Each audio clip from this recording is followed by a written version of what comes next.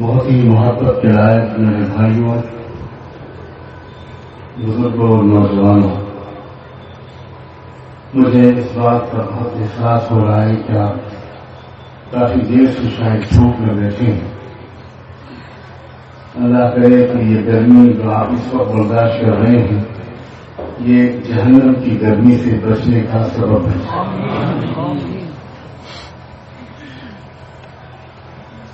اس وقت مجھ کو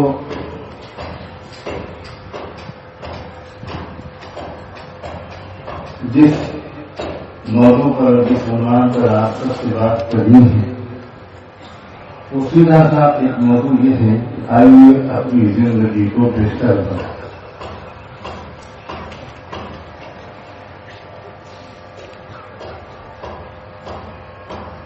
ایک بہتر کار خریدنے سے زندگی بہتر نہیں ہوتی، ایک بہتر بائک خریدنے سے، ایک بہتر مکان خریدنے سے زندگی بہتر نہیں ہوتی، بہتر اخلاق اور آداب سیکھنے سے زندگی بہتر ہوتی۔ ہم سب کو اس بات کا احساس ہونا چاہیے، اور مجھے لگتا ہے کہ یہ احساس کسی درجے میں ہم سب کو ہے، ورنہ ہم کیوں کھینچ کر دور دور سے آتے۔ کیسے زندگی کو بہتر بنائیں؟ بہت سیدھے سادے لفظوں میں، ایسی زبان میں جو سب کی سمجھ میں آئے، بہت محبت کے ساتھ کم وقت میں کوئی بات کہنا چاہتے ہیں۔ دیکھیے، اپنی زندگی سے ہم سب کو چن کر، ڈھونڈ کر کچھ ایسی برائیوں کو نکالنا چاہیے آج ہی سے، جنہوں نے ہماری زندگی کو بہتر بنانے سے روک رکھا ہے۔ ذرا غور کیجیے، سوچیے، دیکھیے، اگر ہمارے اندر غصے کی عادت ہے اور ہم ذرا سی بات پر غصہ ہو جاتے ہیں، ہم کو غصہ بہت آتا ہے، کسی سے بھی لڑ پڑتے ہیں، گھر میں بھی بار بار بیوی بچوں کو ڈانٹتے رہتے ہیں، تو جب تک یہ غصہ کنٹرول کرنا ہم نہیں سیکھیں گے ہماری زندگی بہتر نہیں بن پائے گی۔ بہت سیدھی سی بات یہ ہے کہ ہم میں سے ہر ایک اس بات کی کوشش کرے، جاننے والوں سے اس کو سیکھیں، جیسے ایک بیمار انسان ڈاکٹر کو اپنی بیماری بتاتا ہے، چھپاتا نہیں، اور ڈاکٹر جو دوا بتاتا ہے، پرہیز بتاتا ہے، وہ دوا استعمال کرتا ہے، وہ پرہیز کرتا ہے۔ ویسے ہی غصے کی بیماری میں مبتلا انسان کو کسی ماہر سے پوچھنا پڑتا ہے کہ میرے اندر غصے کی عادت ہے، جب بھی مجھے غصہ آ جاتا ہے میں کیسے اس کو کنٹرول کرنا سیکھوں۔ جب آپ کسی ماہر سے پوچھیں گے اور وہ آپ کو کوئی ترکیب بتائے گا اور پھر آپ اس پر عمل کریں گے، اور غصہ آپ کا کم ہونا شروع ہوگا، کنٹرول کرنے کی، قابو پانے کی آپ کی عادت پڑنی شروع ہوگی، تو آپ کی زندگی بہتر ہوتی چلی جائے گی۔ ہر امیر اگر اس کی شروعات کرے کہ میں اپنے اندر سے خرابیوں کو نکالوں، میں اپنی زندگی کو بہتر بناؤں، اپنے کیریکٹر کو، اپنے کردار کو، اپنی سوچ کو، اپنی تمناؤں کو، اپنی آرزوؤں کو میں اس کو ٹھیک کروں۔ ایک انسان جو بیمار ہوتا ہے وہ پہلے اپنے علاج کی فکر کرتا ہے، وہ اپنی بیماری کو چھوڑ کر دنیا بھر کے بیماروں کا علاج کی فکر نہیں کرتا، وہ اپنی بیماری کی فکر کرتا ہے۔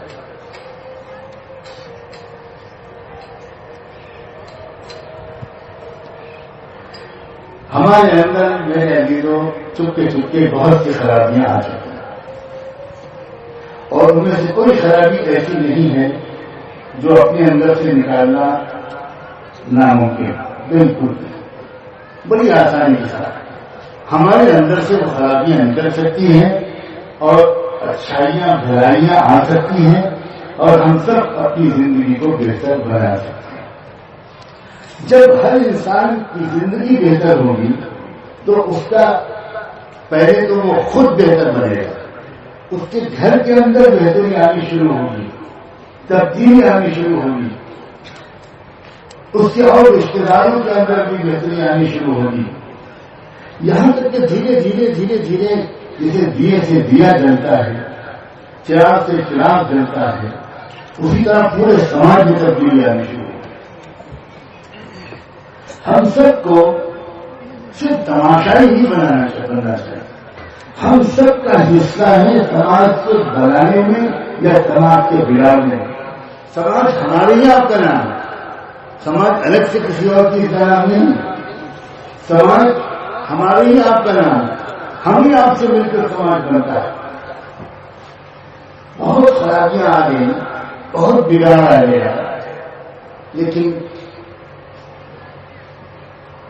اسی بگڑے ہوئے سماج میں سینکڑوں اور ہزاروں لوگ موجود ہیں اور ہر ورگ میں ہیں، ہر سماج میں ہر جگہ موجود ہیں،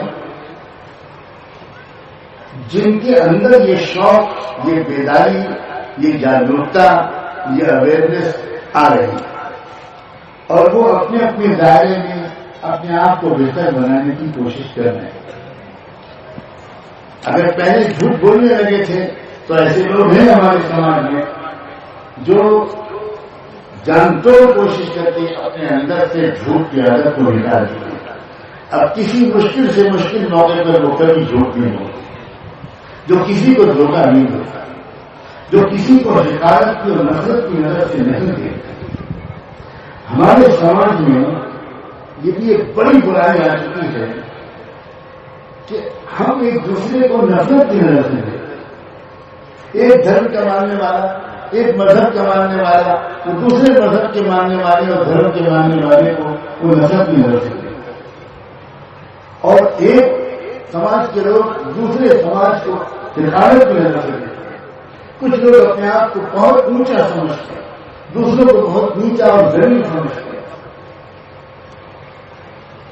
یہ ساری چیزیں تب دور ہو سکتی ہیں جب سماج کے اندر ایک ایسی محبت بھری آواز ہے، ایک ایسا محبت کا پیغام ہے اور ایک ایک انسان کو پیار محبت سے متوجہ کیا جائے، بہت احترام کے ساتھ، بہت ریسپیکٹ کے ساتھ، بہت پیار کے ساتھ، بہت آدر اور سمان کے ساتھ، بہت عزت کے ساتھ اللہ کے بندوں اور بندیوں کو، بھائیوں کو، بہنوں کو، بچوں کو، بچیوں کو، قوم کے نوجوانوں کو، ان کو کوئی سمجھانے والا نہیں سمجھائے کہ میں تم سے کچھ نہیں مانگتا، کچھ بھی نہیں چاہیے ہمیں تم سے، میں تم سے صرف یہ ریکویسٹ کرنے کے لیے آیا ہوں، صرف یہ اپیل کرنے، خوشامد کرنے، درخواست کرنے کے لیے آیا ہوں کہ بس اپنی زندگی کو اور بہتر بنا۔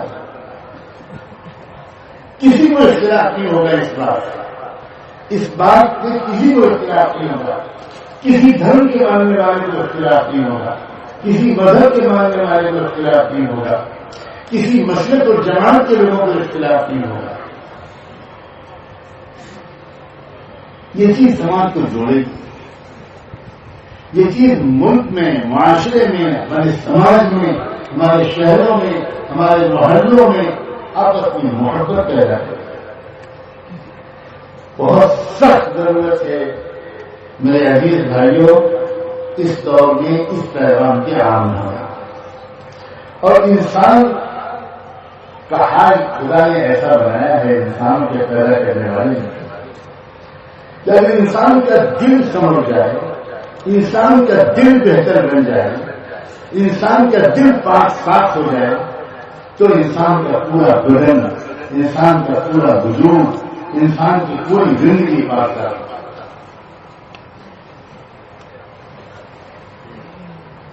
جس سماج کو سدھارنے کا کام اور قیامت تک کے لیے ایک نمونے کا سماج بنا دینے کی ذمہ داری انسانوں کے شفیق پروردگار نے رحمت العالم سرور کائنات سیدنا محمد رسول اللہ صلی اللہ علیہ وآلہ وسلم کے سبوت فرمائی تھی، وہ سماج بہت بگڑا بہت بگڑا، اور اس سماج میں بہت سے مسائل تھے، بدترین درجے کی غربت تھی، بہت پچھڑا ہوا سماج تھا، بڑی جہالت تھی، پڑھے لکھے لوگ انگلیوں پر گنے جانے کے لائق تھے، لیکن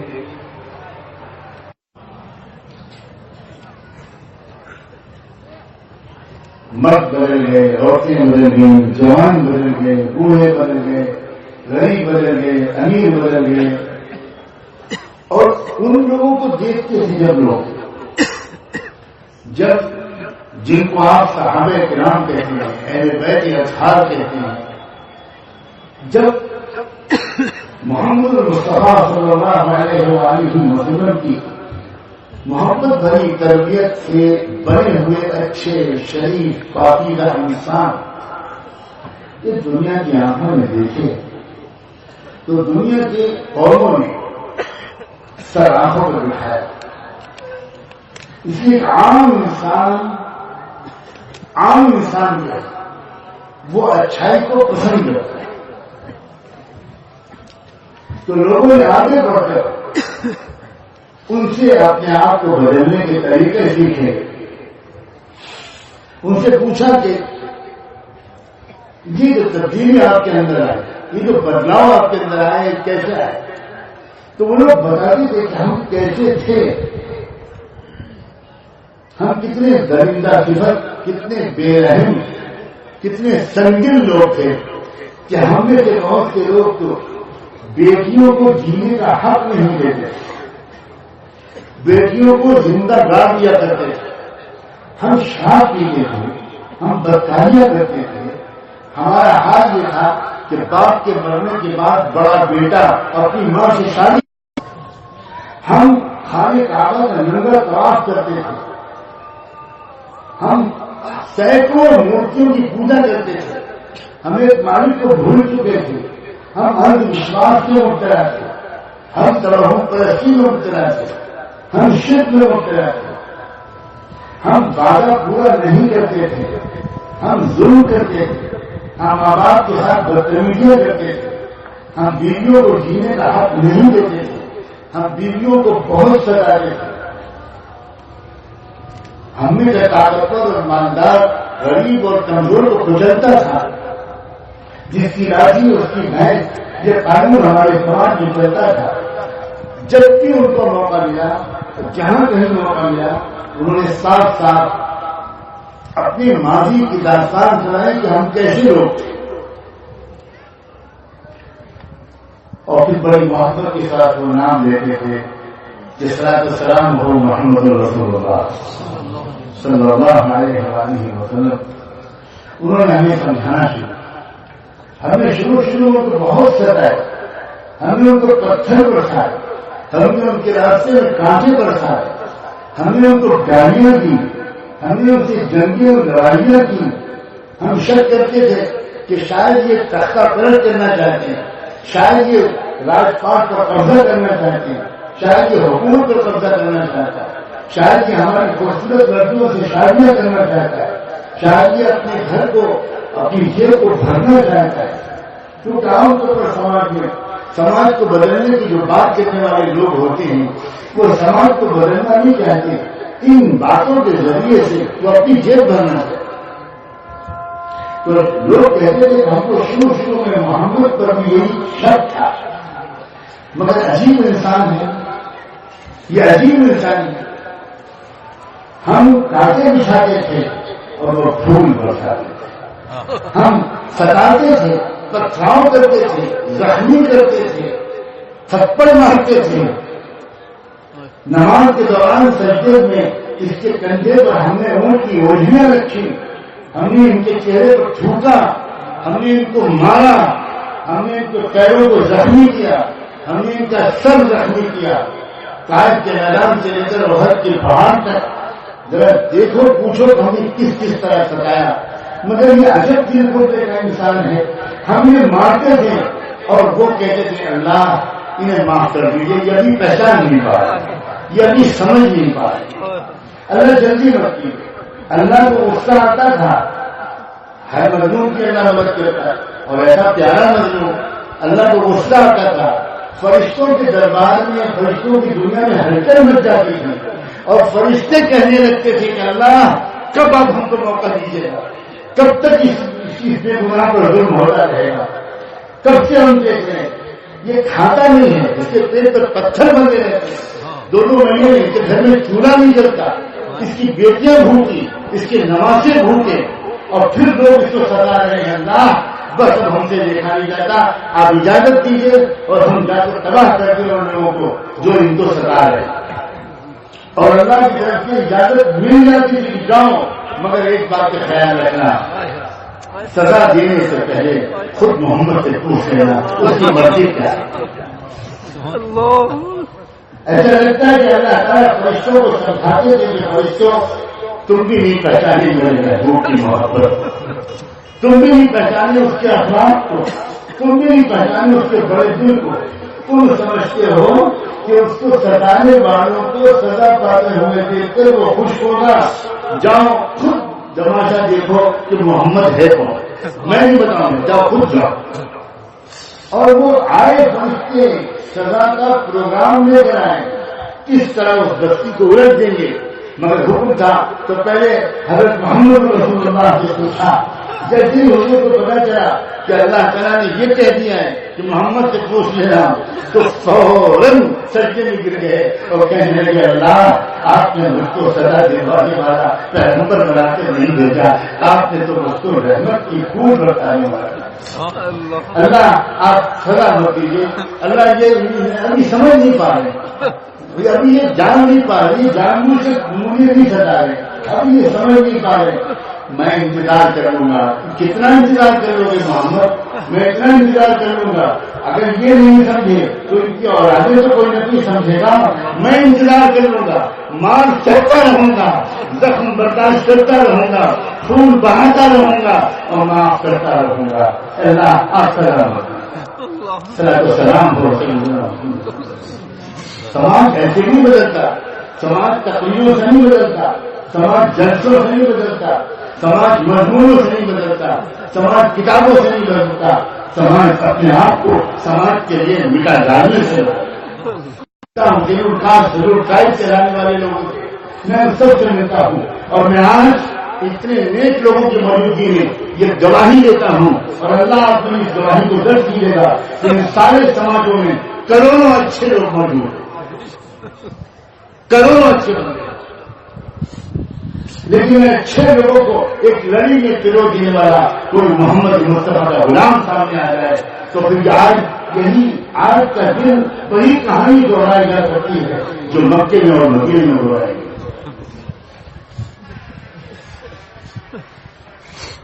ابھی تھوڑے دنوں پہلے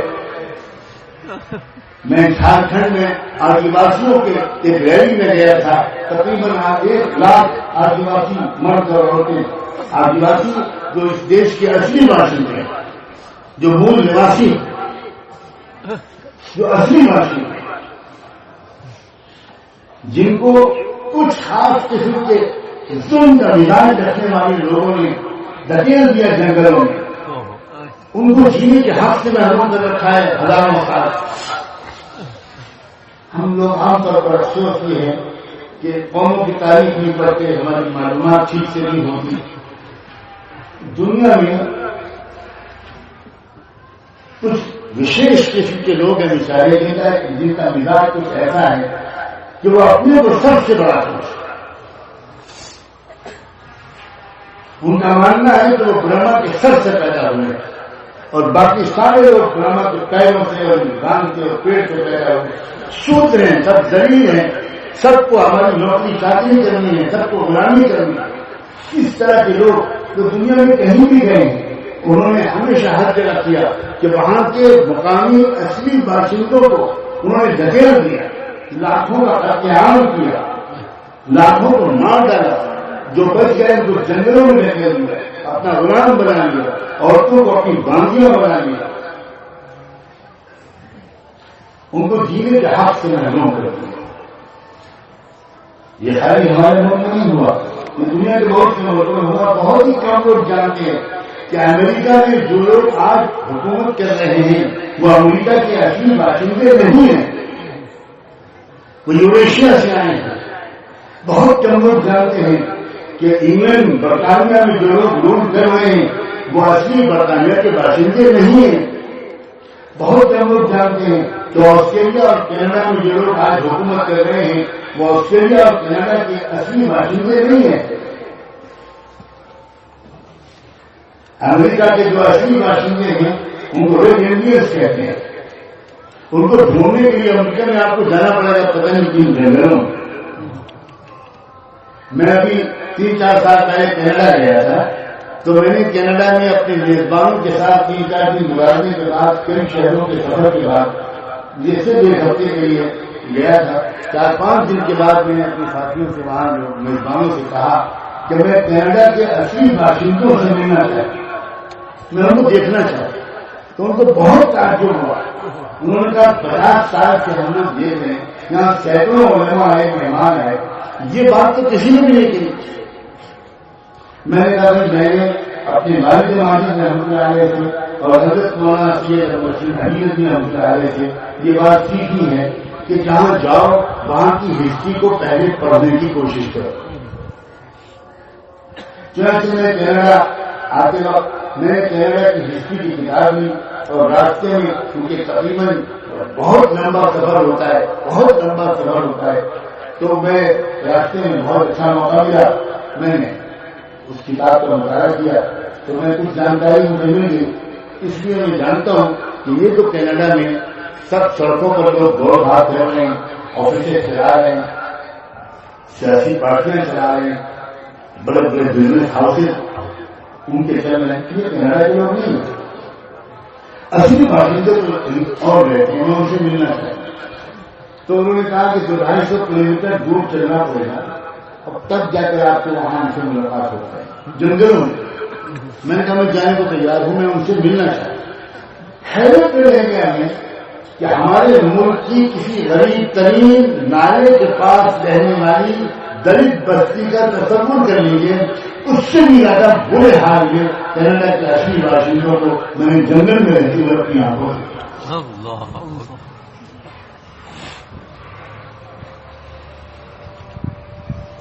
تو ان چند لوگوں کو چھوڑ دیا۔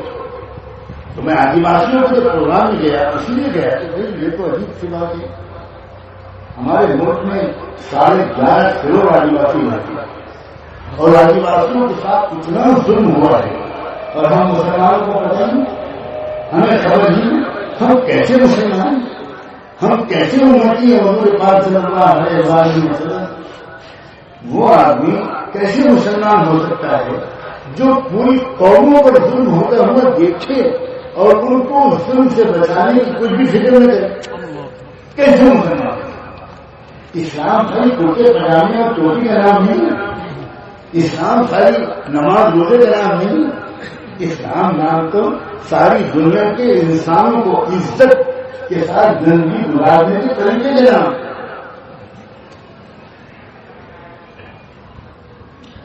چنانچہ میں نے وہاں صرف 18 منٹ کی تقریر کی، صرف 18 منٹ مجھے بات کرنی تھی۔ میں بہت دیر سے پہنچا تھا، ہماری فلائٹ لیٹ تھی، بہت دور سے گئے تھے اور آخر میں پہنچے، لیکن میں سنانا نہیں چاہ رہا کہ کیا حالات ہیں کہ اس 18 منٹ کی گفتگو کے بعد جب جلسہ پورا ہوا، اس بات چیت کے دوران ان آدیواسی مردوں اور عورتوں کا عجیب حال تھا۔ میں سینکڑوں لوگوں کے سامنے بیٹھے ہوئے تھے، میری گفتگو کے درمیان بار بار آنسوؤں سے روتا ہوا دیکھ رہا۔ جیسے ہی جلسہ میرے بات ختم ہوئی، جلسہ ختم ہوا تو ایک آدیواسی عورت 40-45 سال 50 سال کی شاید عمر نہیں ہوگی، وہ اسٹیج پر آئی اور انہوں نے جلسے کے آرگنائزر سے ریکویسٹ کی کہ میں 2 منٹ کچھ کہنا چاہتی ہوں۔ لوگوں نے کہا کہ اب تو پروگرام ختم ہو گیا، ان کا 2 منٹ اجازت دے دیجیے۔ ان لوگوں نے اجازت دے دی. اس بہن نے مائک پر آ کر صرف اتنا کہا کہ میں 18 سال سے آدیواسیوں کے ادھیکاروں کی لڑائی لڑ رہی ہوں. آج 18 منٹ کی نعمانی صاحب آپ کی بات سن کر آج مجھ کو حوصلہ ملا ہے. میں آپ سے صرف اتنا کہنا چاہتی ہوں، اگر مسلمان ہم غریب آدیواسی مظلوموں کے سر پر ہاتھ رکھیں اور آپ کا آشیرواد رہے تو ہم 15-20 سال کے اندر جھارکھنڈ کو ایک بہترین اسٹیٹ انڈیا کی بنا کر دکھا دیں. میں کہنے کا چاہ رہا ہوں زندگی کو بہتر بنانے کا ایک پہلو یہ ہے کہ اکیلے اپنی ہی فکر نہ کی جائے، صرف اپنے لیے نہ جیا جائے، صرف اپنے حقوق کی فکر نہ کی جائے، اپنی سوچ کو بہت محدود نہ رکھا جائے. ہم جہاں تک ہو سکے تمام غریبوں، تمام پچھڑوں، تمام کمزوروں، تمام مظلوموں، ان سب کی زندگی کو بہتر بنانے کی کوشش کریں. اس سے سب سے بڑا فائدہ یہ ہوگا کہ ہماری زندگی بہتر بنے گی. کس لحاظ سے؟ ہمارے اندر رحم دلی آئے گی، ہمارے اندر غریبوں کا درد ہوگا. تو ہم دیکھیں تو لوگ کس حالت میں جی رہے ہیں، لوگوں کے ساتھ ہم بیٹھیں گے تب ہم کو پتا چلے گا. رحمت عالم سیدنا محمد رسول اللہ صلی اللہ علیہ وسلم کو اللہ نے نبوت کی اور دعوت کی ذمہ داری دینے سے پہلے غریبوں کا درد دیا. پہلے ہو گیا 10 سال آپ ایک ہی کام کرتے نبی بننے سے پہلے. غریبوں کی مدد کرنا، مظلوموں کی مدد کرنا، بیواؤں یتیموں بے سہاروں کی مدد کرنا. جو شخص پریشان ہوتا تھا، میں قسم کھا کے کہہ سکتا ہوں، جو پریشان ہوتا تھا وہ کسی مرد کا ہو، کسی رنگ کا ہو، کسی نسل کا ہو، کسی خاندان کا ہو، کسی قبیلے کا ہو، کسی کاسٹ کا ہو، کچھ ہو، وہ پکارتا تھا محمد.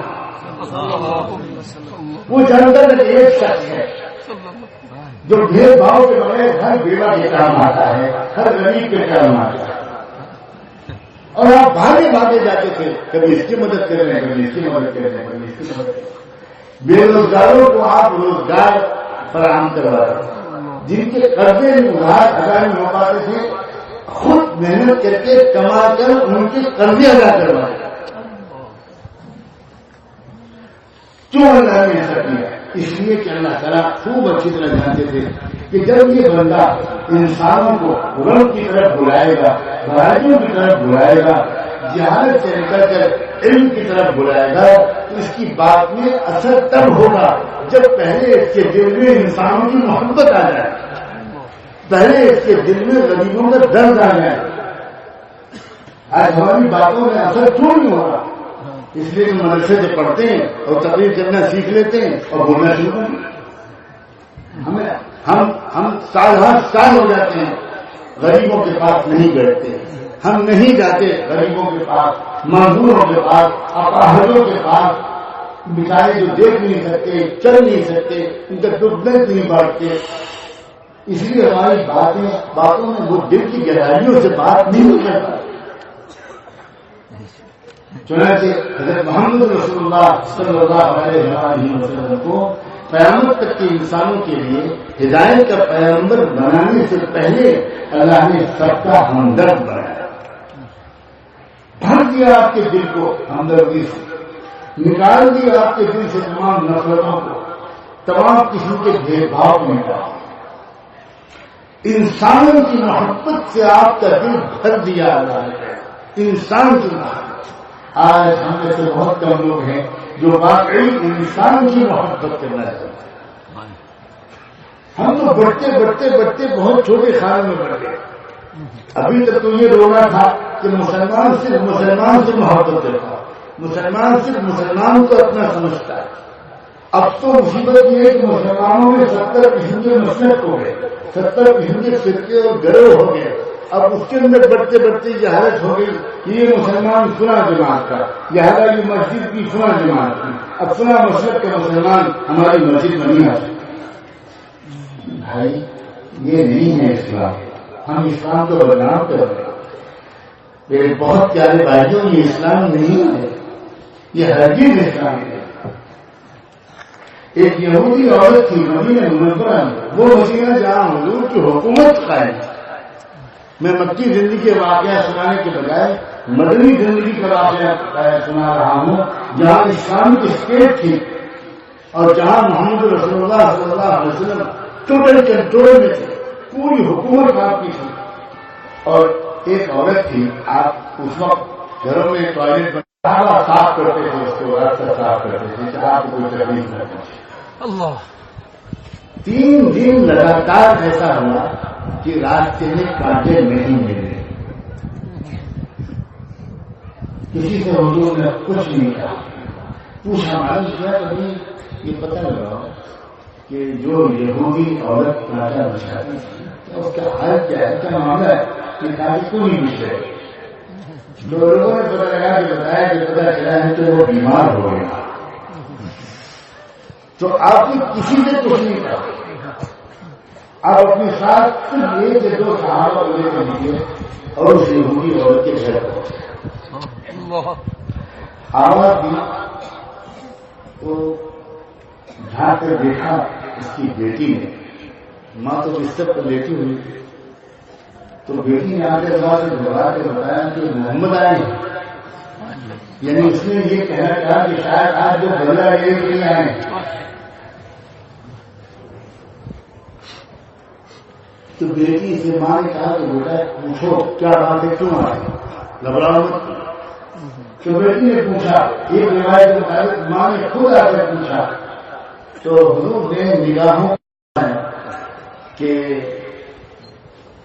جب کانٹے نہیں ملے مجھے راستے میں 3 دن لگاتار، تو میں نے پوچھا تو کسی نے بتایا کہ آپ بیمار ہو گئی ہیں، اور یہ بھی مجھے بتایا گیا کہ آپ کے گھر میں کوئی مرد نہیں ہے۔ میں اس لیے آیا ہوں کہ کوئی خدمت ہو، کوئی کام ہو تو میں اس کے لیے حاضر ہوں۔ وہ عورت باہر آئی اور اس نے صرف اتنا کہا کہ عیسیٰ اور موسیٰ کو بھیجنے والے رب کی قسم کھا کر کہتے ہو محمد کہ تم میرے پاس سے اسی لیے آئے ہو۔ حضور نے فرمایا میں عیسیٰ، موسیٰ، ابراہیم اور محمد اور سب پیغمبروں کو بھیجنے والے رب کی قسم کھا کر کہتا ہوں کہ میں صرف اسی لیے آیا ہوں، کوئی خدمت ہو مجھ سے لے لو، میں کام کرنے آیا ہوں، آپ بیمار ہو۔ اس نے کہا محمد یہ بات ہو، 2 منٹ انتظار کرو میں ابھی آتی ہوں۔ تو گھر سے گئی، کپڑے صاف ستھرے پہن کر آئی اور اس نے کہا مجھے کرنا پڑا دو، میں ایمان لانا چاہتی ہوں، میں پہچان ہی نہیں کی محمد کہ تم سچے نبی ہو۔ یہ اسلام، اور یہ اسلام پر عمل ہو کر پائے گا جس کی زندگی سے غصہ نکل گیا، جس کے دل سے نفرت نکل گئی، جس کے دل سے غصہ نکل گیا، جس کے دل سے بدلہ لینے کی بھاونا نکل گئی، جو معاف کرنے والا بن گیا، جو نفرتوں کا جواب محبت سے دینے کا طریقہ سیکھ جائے وہی کر سکتا۔ اور یہ وہ چیز ہے کہ اب بھی اگر ہم لوگ سیکھ لیں تو نہ صرف یہ کہ ہم بدل جائیں گے بلکہ ہمارا ملک بدل جائے گا۔ سب سے پہلے میں حق سمجھ کر مسلمانوں سے کہتا ہوں، مسلمانوں مجھے میری بات کا برا نہ ماننا، میں تم کو ذلیل نہیں کرنا چاہتا، خدا کے واسطے پورے مسلمان کو جو کمیاں ہیں وہ پوری کر دوں۔ اور یہ کوئی کہہ سکتا ہے کہ ہمارے اندر کمیاں نہیں ہے؟ کوئی آدمی جو یہ کہے کہ میرے اندر کوئی کمی نہیں ہے، میں ویسے ہی ہوں جیسا اللہ کے رسول چاہتے تھے، میں ویسے ہی ہوں جیسا کہ صدیق اکبر اور ہمارے فاروق چاہتے ہیں، میں ویسے ہی ہوں جیسا کہ قرآن چاہتا ہے، کوئی ہے مجھے کہہ سکتے؟ نوجوانوں اپنی آنکھوں کو نیچا رکھ کر چلنا سیکھو۔ تم جس لڑکی کو دیکھ رہے ہو سوچو کہ تمہاری تو کوئی بیٹی ہے، اگر تمہاری بیٹی کو کوئی دیکھے گا تو کیا گزرے گی اس کے باپ پر اور بھائی پر؟ کیوں نہیں سوچتے ہو کہ سڑک پر چلنے والی عورتوں کو گزرتا ہوا محسوس کر کے کیوں دل میں دعا کرنا سیکھتے ہو؟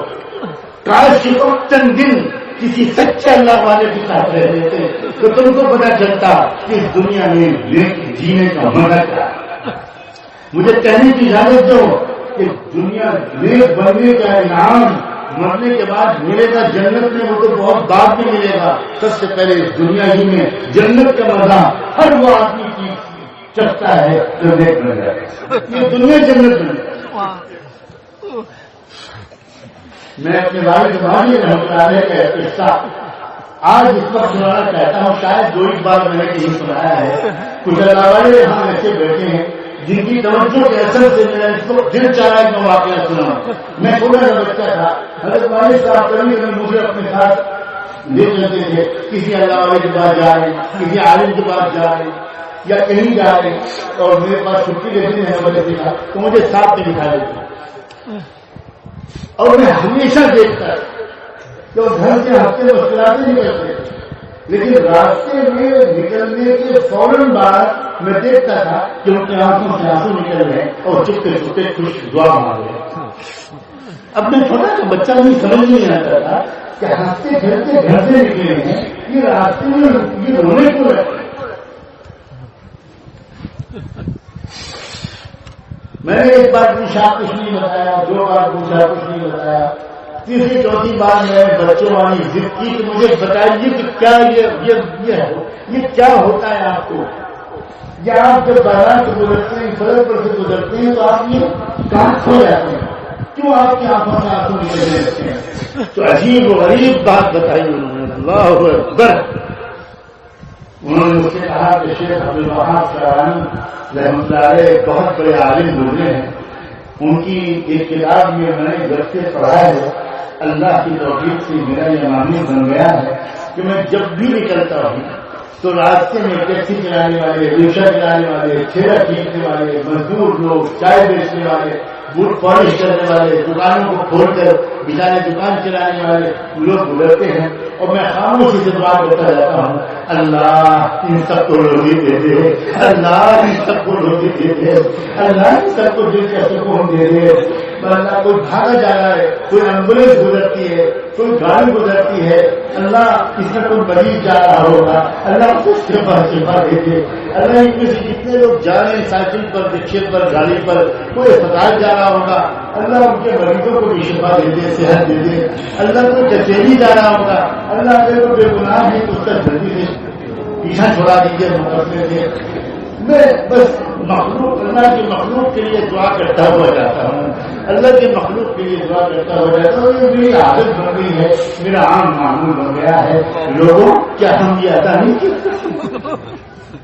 کوئی محنت پڑے گی, کوئی 2-4 لاکھ روپے خرچ ہوں گے, لیکن اس کا فائدہ یہ ہوگا کہ آپ سڑک سے گزرتے ہوئے آپ کا دل اللہ کی مخلوق کی محبت سے بھر جائے گا, دل صاف ہو جائے گا. کینا ختم, غیبت ختم, بدگمانی ختم, حسد ختم, تکبر ختم, غرور ختم, علم ختم, جنم ختم, کسی کو حقیر سمجھنے کا بہت بڑا گناہ ختم. اور ان سب کی جگہ پر کیا ہوگا؟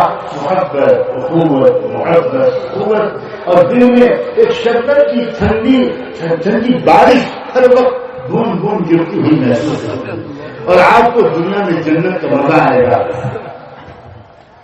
کون کہتا ہے کہ جب تک لاکھوں روپے نہ ہوں دل کا سکون نہیں ملے گا, جب تک شاندار کھانے نہ ہوں مزہ نہیں آئے گا؟ جھوٹ بولتے ہیں جو لوگ یہ کہتے ہیں. مجھے بتاؤ, صحابہ اور اہل بیت کے گھر میں یہ ان کو سکون کیوں نہیں ملتا ہے؟ فاقے تو فاقے ہوتے مگر مسکرا. کسی کی بیوی چھوڑ کر نہیں گئی شوہر کہ میں اس غریب گھر میں نہیں لے سکتی, میری قسمت پھوٹ گئی, میرے ماں باپ نے مجھے الگ مکان چاہیے, مجھے یہ کپڑے اور فرنیچر چاہیے, میں یہ ہوں گی. کوئی ایک صحابی کا, ایک صحابیہ کا نام بتایا. وہاں تو الٹا ماحول. ایک مزدور صحابی جو مزدوری کر کے اپنا اور اپنی بیوی کا پیٹ پالتے تھے, ایک دن بیچارے صبح کو نکلے مزدوری کی تلاش میں, اور سنت کے مطابق ان کی بیوی نے دروازے تک آ کر ان کو رخصت کیا. یہ بھی سنت ہے. سنت یہ ہے کہ جب گھر کا مرد گھر سے باہر نکلے تو بیوی پردے کا لحاظ کرتے ہوئے دروازے تک آئے اور مسکراتے چہرے کے ساتھ اور فی امان اللہ کہہ کر اپنے شوہر کو, باپ کو, بیٹی کو رخصت کرے. فی امان اللہ کہے. کہ مطلب جاؤ اللہ کے حوالے، اللہ آپ کی حفاظت کرے اور صحیح سالم کامیاب واپس آئے۔ روز ہی ہوتا تھا، اس دن بھی یہی ہوا۔ بیوی دروازے تک آئی، دعا کر کے رخصت کیا، شوہر گئے، لیکن دن بھر مزدوری کی تلاش کے باوجود انہیں کوئی کام نہیں ملا۔ بار بار ایسا ہوتا ہے، ہم راستہ جانتے ہیں، بعد میں کچھ اور سیزن ہوتے ہیں کہ بیچارے مزدوری کرنے والے لوگ گھنٹوں انتظار کر کے گھر واپس آ جاتے ہیں، انہیں کوئی کام ملتا نہیں۔ تو اس پہلے دن وہ دن بھر انتظار کوشش کرتے رہے، کوئی کام نہیں ملا، ساری رات گھر واپس آئے۔ اب گھر جو واپس آئے تو بھوک لگی تھی، بیوی سے کہنے لگے کہ بھائی کچھ کھلاؤ، بہت بھوک لگی۔ بیوی نے کہا کہ آپ شاید بھول گئے، میں نے تو آپ کو کل ہی بتایا تھا کہ گھر میں جو کچھ تھا وہ آج ختم ہو چکا، اب گھر میں ایک دانہ نہیں ہے۔ میں انتظار کر رہی تھی کہ آپ کچھ مزدوری ملے گی، آپ کچھ لے کر آئیں گے تو پکاؤں گی، آپ کو بھی کھلاؤں گی۔ اب یہ سن کر شوہر کا چہرہ اتر گیا، کہنے کہ میں نے کوشش تو بہت کی مگر مجھے کوئی کام نہیں ملا، میں تو خالی ہاتھ واپس آیا۔ اب بیوی نے دیکھا کہ شوہر بیچارے بھوکے بھی ہیں، خالی ہاتھ بھی ہیں، ایک چہرہ ان کا غمگین ہے۔ اب دیکھو ایک اچھی بیوی کیسی ہوتی ہے۔ بیوی نے جواب دیا عجیب، بیوی نے کہا کہ ایک بات کہوں؟ ہاں کہوں، کیا جواب؟ اس نے بیوی نے کہا کہ روزانہ ہم لوگ کھا پی کر سوتے تھے اپنی مرضی کے مطابق، آج ایسا لگتا ہے کہ ہمارے اور آپ کے رب کی مرضی یہ ہے کہ ہم بھوکے سوئیں، اور رب کی مرضی پر خوش رہنا اسی کے تو نام ایمان۔ یہی تو سکھایا ہے ہمیں آپس میں، ہمیں اور آپ کو سرکار۔ یہ حالات کوئی بات نہیں، چلیے آج رب کی مرضی کے سامنے سر جھکاتے ہیں اور قبول کرتے ہیں اس کے فیصلے کو۔ ان کے دل میں ہمت آ گئی، جان میں جان آئی، اور آپ ذرا اپنے کلیجے پر ہاتھ رکھ کر سوچو، جس خوش نصیب شوہر کو ایسی بیوی مل جائے اس کے بڑھ کر دنیا میں کوئی خوش نصیب ہے؟ دونوں بھوکے سو گئے، صبح کو پھر سے نئے سرے سے تیار ہو کر وہ شوہر اپنے وقت پر پھر کام کی تلاش میں نکلا۔ پھر بیوی نے دروازے تک آ کر سنت کے مطابق رخصت کیا۔ اتفاق سے دوسرے دن بھی ایسے ہی ہوا تو انہیں کوئی کام نہیں ملا، اور دوسری شام کی وہ خالی ہاتھ واپس آئے، اور پھر وہی بات چیت ہوئی، اور پھر بیوی نے وہی باتیں دہرائی، رب بے خبر نہیں ہے۔ بیوی نے کہا میرے شوہر، میرے سرکار، ایک بات یاد دلاتی ہوں، اللہ جس کو ہم نے اپنا پروردگار مانا ہے، نہ وہ بے رحم ہے، نہ وہ بے خبر ہے، اور نہ وہ بے بس ہے۔ اس کو خبر ہے کہ ہم بھوکے ہیں، اور وہ بہت رحم دل ہے، اور وہ بہت قدرت والا ہے، وہ آپ کو روٹی دے کر بھیج سکتا تھا، لیکن ایسا لگتا ہے رب ہم کو ایمان سکھانا چاہتا ہے، اس لیے ہم خوشی خوشی آج بھی بھوکے سمجھتے، بالکل فکر نہیں۔ شوہر کے ہمت پڑ گئی، ٹھیک ہے، دوسری رات پھر بھوکے سو۔ دیکھو کہہ دینا سن لینا بہت آسان، میں کہہ رہا ہوں آپ سن لیں۔ ذرا سوچو 2 دن اور 2 رات ایک دانہ پیٹ میں نہ جائے، کیا گزری ہوگی؟ ہماری تو اگر چائے آدھا گھنٹہ لیٹ ہو جاتی ہے تو ہمارے سر میں درد ہو جاتا ہے۔ تیسری صبح کو پھر وہ نکلے، اور پھر بیوی نے دروازے سے آ کر رخصت کیا، اور پھر وہی نے مان اللہ کہا اور مسکراتے ہوئے رخصت کیا۔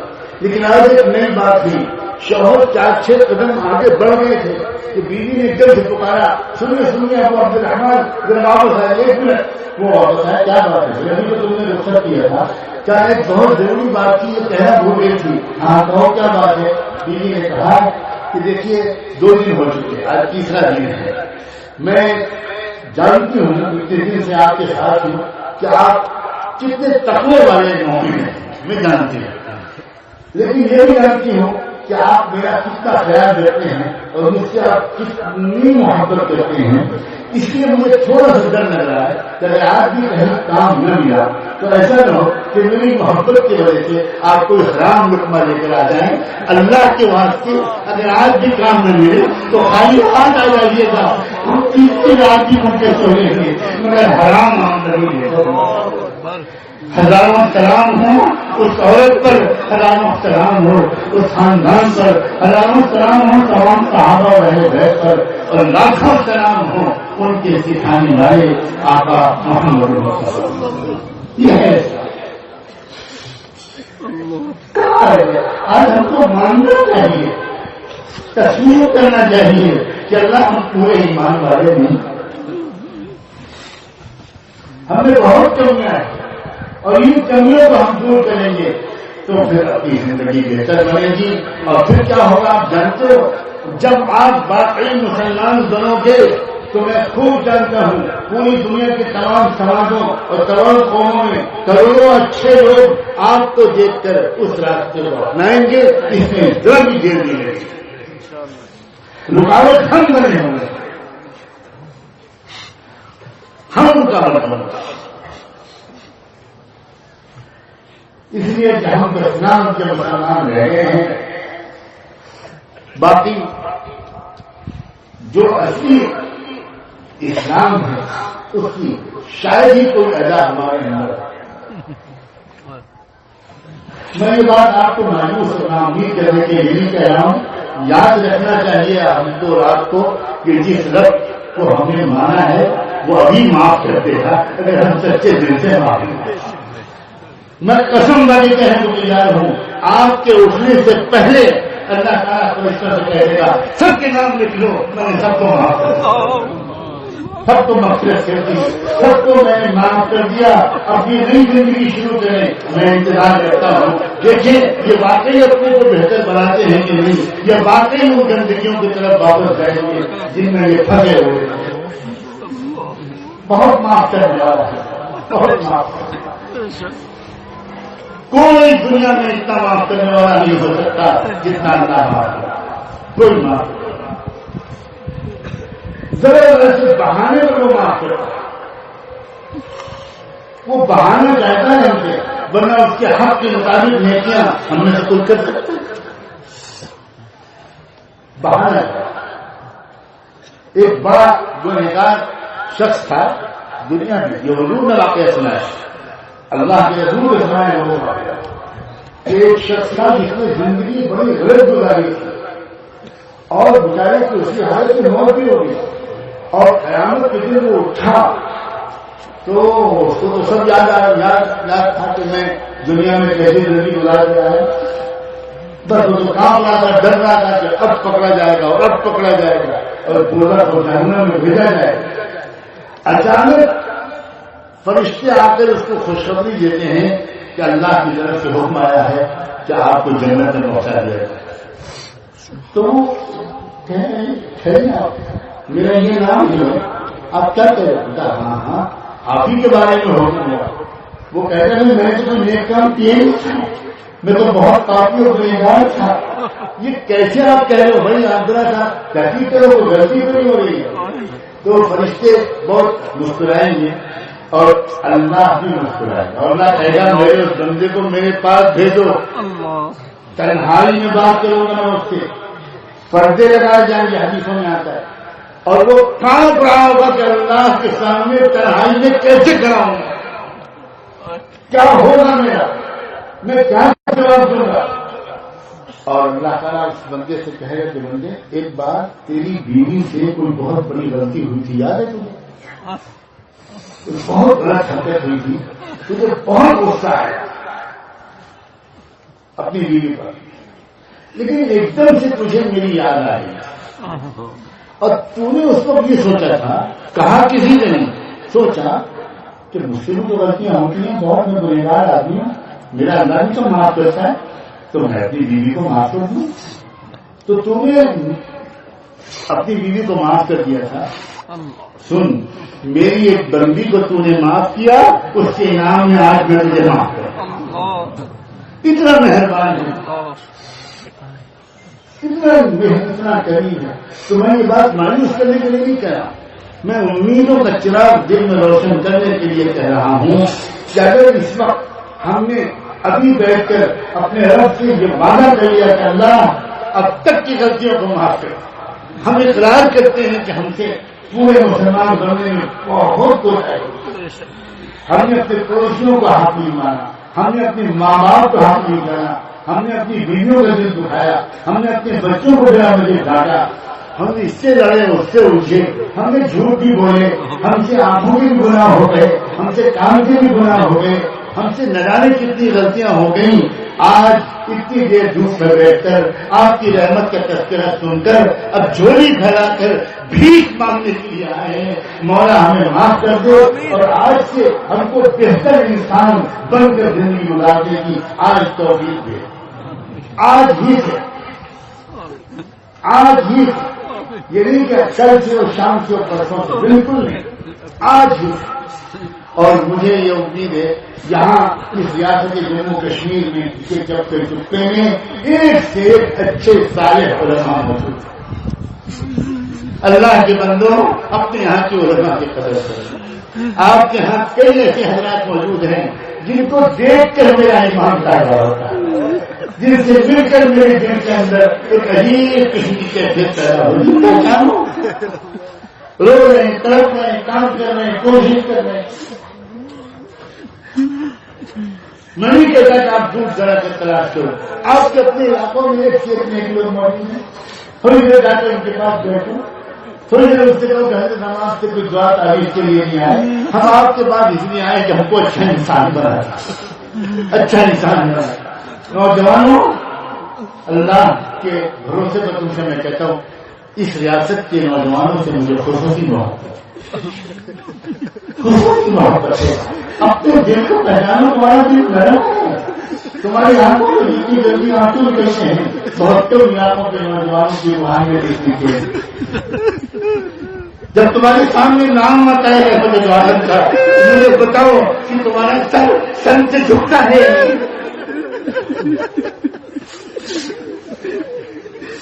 تم میں وہ نوجوان جو میوزک سنتے ہیں، تم میں وہ نوجوان جو فلمیں دیکھتے ہیں، تم میں وہ نوجوان جو کمپیوٹر اور موبائل پر پورنوگرافی دیکھتے ہیں، گندی فلمیں دیکھتے ہیں، ان کا بھی حال یہ ہے کہ ان کے بھی دل کو اللہ کے رسول سے محبت ہے. پہچانو اپنے آپ کو، تم کو خدا نے کیا صلاحیت سے کر دیا اور تم کس چکر میں پڑے.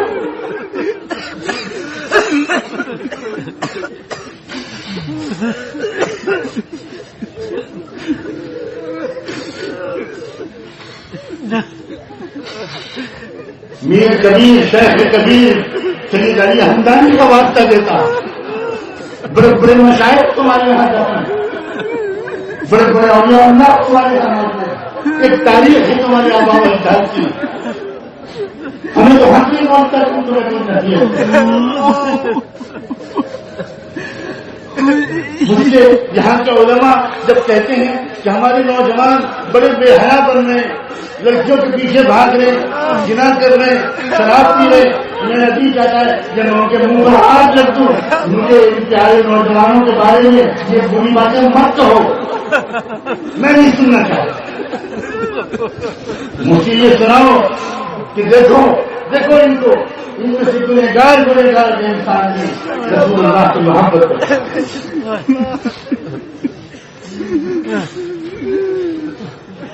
اپنے آپ کو پہچانو، نہ مجھ کو پہچانو نہ کسی کو پہچانو، اپنے آپ کو پہچانو. اپنے من میں ڈوب کر پاجا سراغ زندگی، اپنے من میں ڈوب کر پاجا سراغ زندگی. تو اگر میرا نہیں بنتا نہ بن، اپنا تو بن.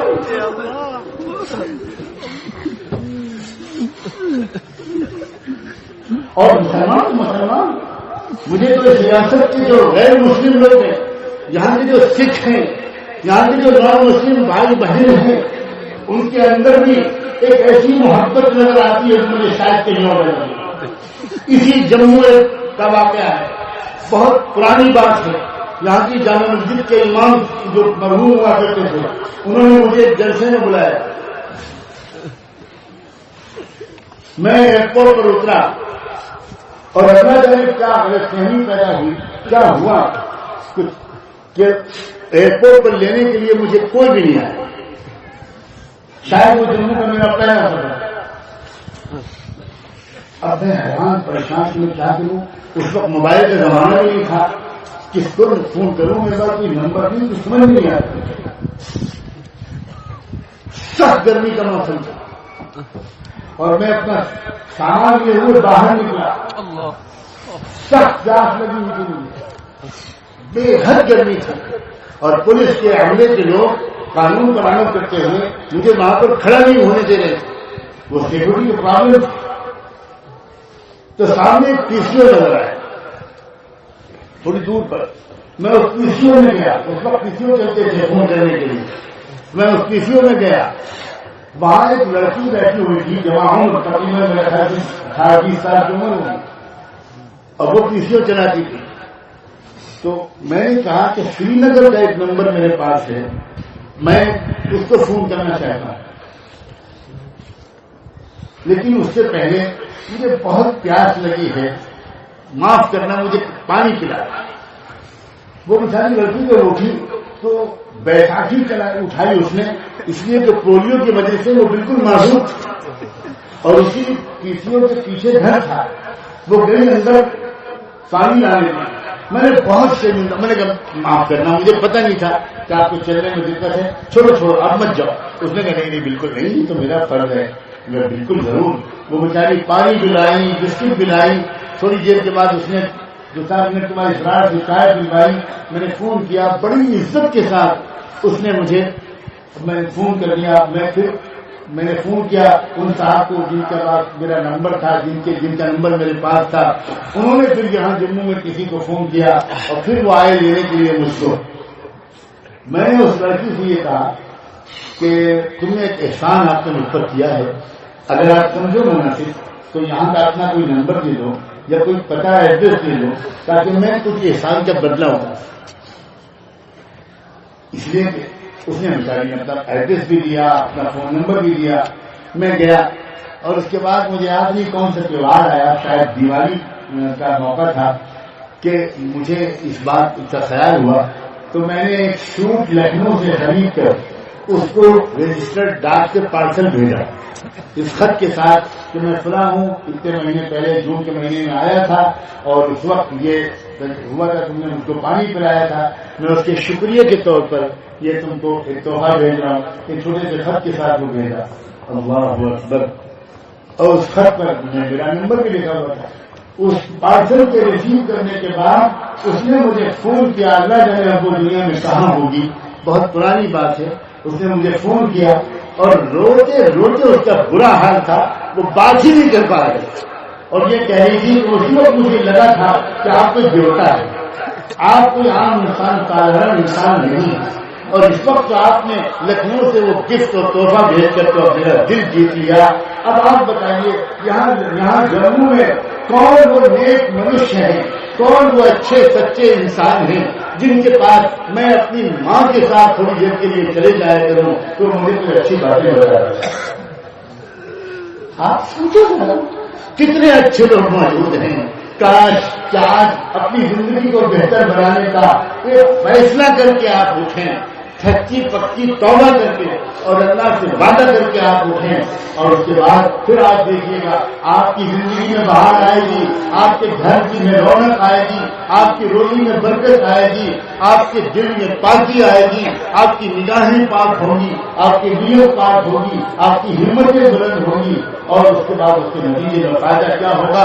کن سماجوں میں آپ سے یہ محبت کا پیغام پہنچے گا، کتنے لوگوں کو فائدہ پہنچے گا، اس کا کوئی تصور میرے جیسا کم علم والا انسان اس وقت نہیں کر سکتا. بس میں اسی پر اپنی بات کو مکمل کرتا ہوں اور اپنے رب سے دعا مانگتا ہوں کہ رب اس وقت اس پورے مجمع کو ایک بار دے، ایک بار ہمیں ایسے مانگنے کی توفیق دے دیجیے کہ پھر آج ہم آپ سے جو مانگیں آپ وہ سب کچھ دینے کا فیصلہ کرتے ہیں. ہم میں سے ایک بھی محروم نہ رہے، ایک شخص بھی محروم نہ رہے. اللہ ہم کو وہ سب دے دے جس کی آپ کو ضرورت.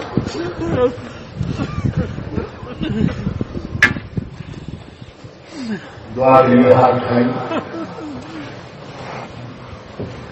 سبحان اللہ سبحان اللہ سبحان اللہ سبحان اللہ وبحمده نشهد ان لا اله الا انت نستغفرك ونتوب اليك نستغفرك ونتوب اليك نستغفرك ونتوب اليك.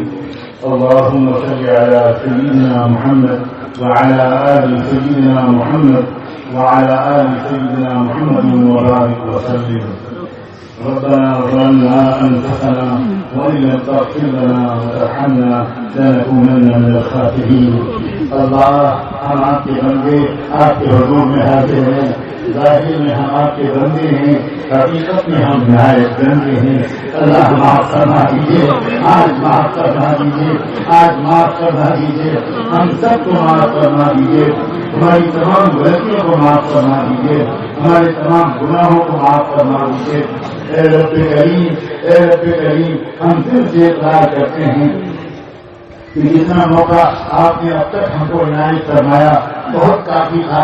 اگر ہم نے ان موقعوں سے فائدہ اٹھایا ہوتا اللہ تو ہماری زندگی بہتر ہو چکی ہوتی, ہمارے اخلاق اچھے ہو گئے ہوتے, ہمارے جذبے پاکیزہ ہو گئے ہوتے, ہمارے اعمال درست ہو گئے ہوتے, ہماری سوچ بہتر ہو چکی ہوتی. اللہ ہم اقرار کرتے ہیں کہ ہم نے اب تک ملے ہوئے موقعوں کو برباد کر دیا.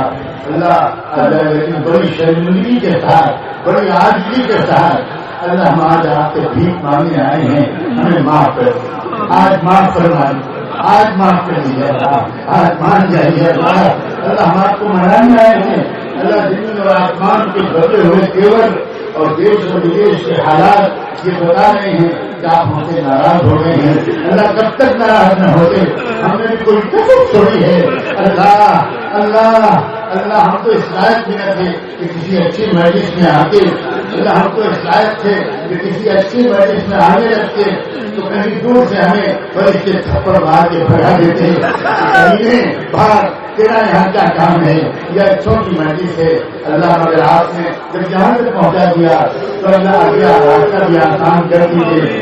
آج ہم توبہ کرنا چاہتے ہیں, ہمیں سب کی توبہ عطا فرما, ہماری توبہ قبول فرما. اللہ ایک بات ذرا دیکھ تو لیجیے, آپ کے یہ بندے اللہ گھنٹوں سے دھوپ پہ بیٹھے ہیں, پوری طرح گرمی محسوس کر رہے ہیں. اللہ مگر ایک بندہ بھی نہیں ہلا, نہ بوڑھا نہ بچہ نہ جوان. اے اللہ اسی امید میں بیٹھے ہیں, اسی امید میں بیٹھے ہیں کہ اس وقت کی گرمی برداشت کر لیں گے تو اللہ جہنم کی گرمی سے آپ بچا لیں گے. اللہ ہم سے تھوڑی سی دھوپ کی گرمی برداشت نہیں ہوگی تو ہم جہنم کی گرمی کیسے برداشت کریں گے. اللہ معاف فرما دیجیے, اللہ معاف فرما دیجیے, اللہ معاف کر دیجیے, اللہ مان جائیے, اللہ معاف کر دیجیے. اللہ اٹھنے سے پہلے اعلان کر دیجیے کہ میں نے تم سب کو معاف کر دیا, تم کو بہتر زندگی عطا کر دی. اللہ جھوٹ, چینا, نفرت, عداوت, تعصب, فرقواریت, ظالم گروہ, اللہ بدنظری, تکبر و غرور, ہر قسم کی ظاہری اور باطنی برائی کو ہمارے اندر سے نکال دیجیے. ہم کو اس کی نکالنے کی فکر عطا فرما, کوشش کرنے کی توفیق عطا فرما, کوشش کو کامیاب فرما. اللہ ہمارا یہ ملک اللہ بہت سی وشیشتائیں اور خصوصیتیں رکھتا ہے. اللہ اس ملک میں رشیوں منیوں کی تاریخ ہے, صوفیوں بزرگوں کی تاریخ ہے. اللہ اس ملک میں بڑے بڑے بہت بڑے بڑے اللہ روحانی شخصیتیں گزری ہیں. اللہ اللہ اپنے کرم سے اس ملک کو اس کی اصلی تہذیب کی طرف واپس لے آئیے. اے رب کریم, اے اللہ اس ملک کو ہر قسم کے آتنکواد سے, ہر قسم کی دہشت گردی سے 100% محفوظ کرنا, 100% محفوظ کرنا. امن شانتی کا اور انصاف اور نیائے کا نظام قائم کرنا. اور ہم سب کو اللہ اس مقدس کام میں اپنی جان کی بازی لگانے کی توفیق عطا کرنا. اللہ جان, مال, وقت, صلاحیت خرچ کرنے کی توفیق عطا کرنا. اے اللہ جو مانگا ہے وہ بھی عطا فرما, جو نہیں مانگ سکے مانگنا چاہیے وہ بھی عطا فرما. اللہ جو ابھی نکاح ہوا اس کے نکاح کو بے حد قبول کرنا, بے حد برکتوں کا سبب بنا. دونوں جہان کی خوشیاں نصیب فرما، دینی اور دنیاوی ترقیوں کا سبب بنا، میاں بیوی کے درمیان اور سب رشتے داروں کے درمیان اللہ بہت محبتوں کے بڑھنے کا سبب بنا، بادشاہی اور تقوی کے استحکام کا سبب بنا۔ اللہ شوہر اور بیوی دونوں کو ایک دوسرے کو خوش رکھنے کا طریقہ نصیب فرما، ایک دوسرے کی غلطیوں کو معاف کرنے کی اللہ کا طریقہ عطا فرما، اور اللہ جن کے رشتے ہو چکے اللہ ان کے رشتوں کو مبارک فرما، اور جن کے رشتے نہیں ہوئے ان لڑکوں اور لڑکیوں کے لیے بہترین جوڑوں میں انتخاب فرما، انتظام فرما۔ اللہ ہر بہو کو اپنی ساس کو ماں کی طرح اس کی خدمت کی توفیق عطا فرما، ہر ساس کو اپنی بہوؤں پر اللہ بیٹیوں جیسی محبتیں نچھاور کرنے کا طریقہ نصیب فرما، ہر گھر میں ساس اور بہو کے درمیان اللہ نند اور بھاون کے درمیان خوشیوں کے اور پیار و محبت اور اعتماد اور بھروسے کے تعلقات پیدا کر دیجیے، دوریوں کو مٹا دیجیے، شک و شبہ کو ختم فرما۔